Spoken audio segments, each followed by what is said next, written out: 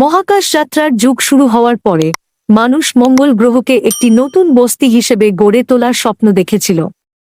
2125 সালে যখন প্রযুক্তি এবং বিজ্ঞান উচ্চ শিখরে পৌঁছেছিল, তখন একটি বড় মিশন শুরু হলো মঙ্গল গ্রহে মানব বস্তি স্থাপন করার জন্য। এই মিশনের নাম ছিল মার্স এক্সপিডিশন নিউ ডন। প্রথমে সবকিছুই ঠিকঠাক চলছিল। বিশালাকার মহাকাশযান পায়োনিয়ার মঙ্গল গ্রহে পৌঁছায় এবং সেখানে একটি বেস নির্মাণ শুরু হয়। বেসের নাম ছিল আরএস স্টেশন। সেখানে ছিলেন 50 জন বিজ্ঞানী, ইঞ্জিনিয়ার এবং ডাক্তার। তাদের সাথে ছিল যথেষ্ট খাবার, পানি এবং প্রয়োজনীয় সরঞ্জাম। কিন্তু কিছুদিন পরেই শুরু হয় অদ্ভুত ঘটনাবলী।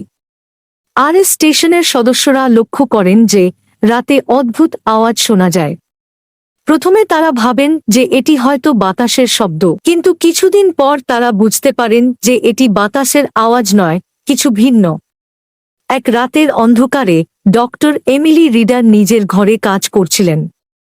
হঠাৎ তিনি দেখেন জানালার বাইরে একটি ছায়ামূর্তি দাঁড়িয়ে আছে।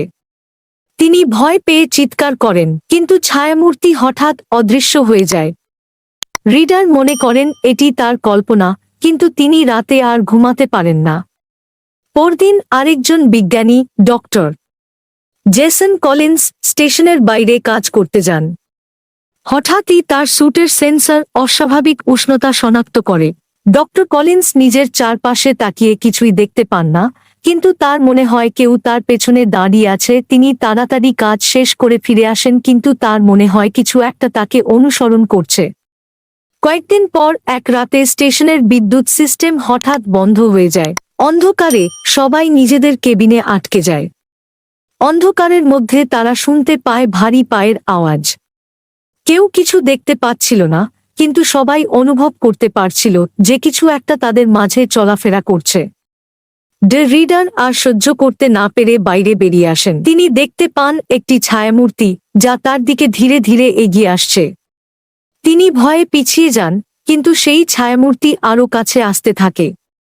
হঠাৎ একটি অদৃশ্য শক্তি তাকে আক্রমণ করে এবং তিনি মাটিতে লুটিয়ে পড়েন।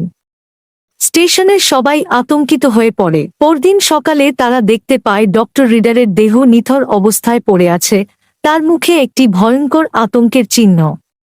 স্টেশনের কমান্ডার সিদ্ধান্ত নেন যে তারা মঙ্গল গ্রহ ছেড়ে চলে যাবেন। কিন্তু যখন তারা মহাকাশযানে ফিরে আসার চেষ্টা করেন, তখন দেখতে পান মহাকাশযানটি অকার্যকর হয়ে গেছে। তারা বুঝতে পারেন যে তাদের ফিরে যাওয়ার কোনো উপায় নেই। মঙ্গল গ্রহে তারা আটকে পড়েছে এবং তাদের ভবিষ্যৎ অন্ধকারাচ্ছন্ন। অদ্ভুত এবং ভয়ঙ্কর ঘটনা ঘটতে থাকে। একে একে সবাই অদৃশ্য হয়ে যেতে থাকে, তাদের কোনো চিহ্ন পাওয়া যায় না।